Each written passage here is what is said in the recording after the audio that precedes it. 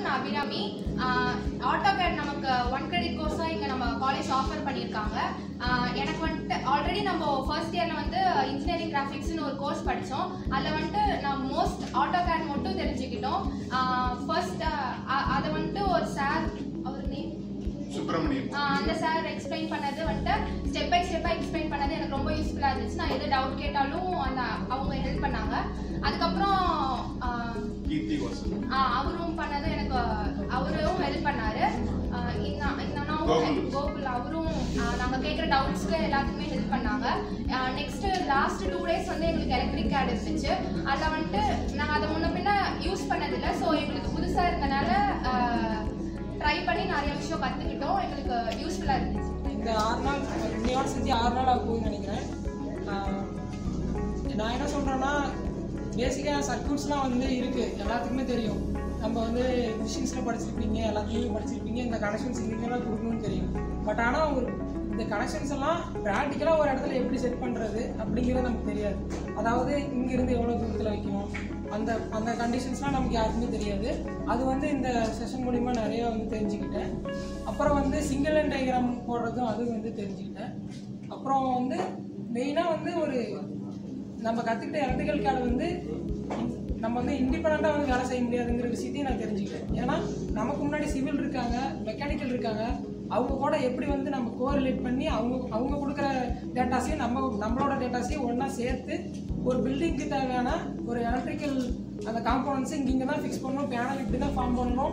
அவங்க பண்ணியிருக்க அந்த பைப் லைன்ஸும் சரி, இல்லை மெக்கானிக்கல் ரிலேட்டடாக வேறு ஏதாவது அவங்க கண்டிஷன்ஸில் ஏதாவது பண்ணியிருக்காங்களோ, ஒரு ஆர்கிடெக்சராக ஒரு சிவில் இன்ஜினியர்ஸ் வந்து ஒரு கன்ஸ்ட்ரக்ஷன் பண்ணியிருக்காங்களோ, அது டிஸ்டர்ப் பண்ணாமல் நம்மளோட லைன் எப்படி செப்பரேட்டாக கொண்டு போகிறது, அதை எங்கெங்கே இப்படி தான் வைக்கணும் அப்படிங்கிற அந்த ரூல்ஸ் அண்ட் கண்டிஷன்ஸ், அந்த ஒயரிங்ஸ் வந்து இந்த நம்பர்ஸ் கொடுக்கணும்.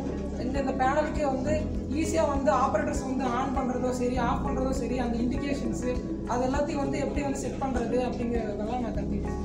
தேங்க்யூ.